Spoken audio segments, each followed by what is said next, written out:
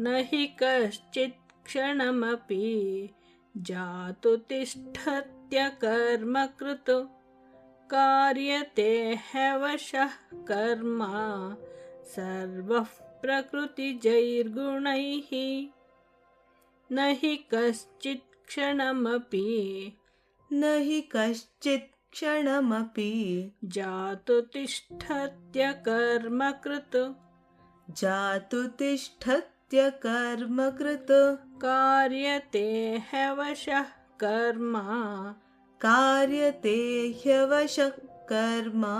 सर्वः प्रकृतिजैर्गुणैः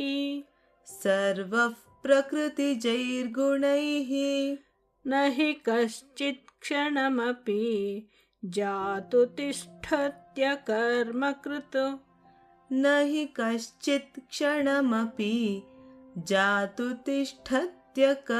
कृतो कार्यते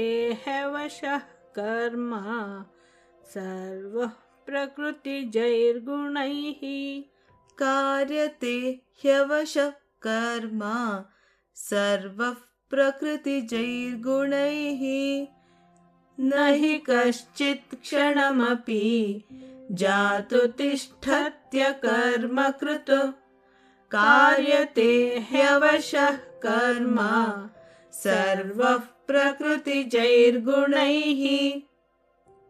ಶ್ಲೋಕಾರ್ಥ. ಒಂದು ಕ್ಷಣವೂ ಕರ್ಮವನ್ನು ಮಾಡದೇ ಇರಲು ಸಾಧ್ಯವಿಲ್ಲ. ಪ್ರಕೃತಿಯ ಗುಣದಿಂದ ಪ್ರೇರಿತನಾಗಿ ಪ್ರತಿಯೊಬ್ಬನೂ ಅವಶ್ಯವಾಗಿ ಕರ್ಮವನ್ನು ಮಾಡಿಯೇ ಮಾಡುತ್ತಾನೆ.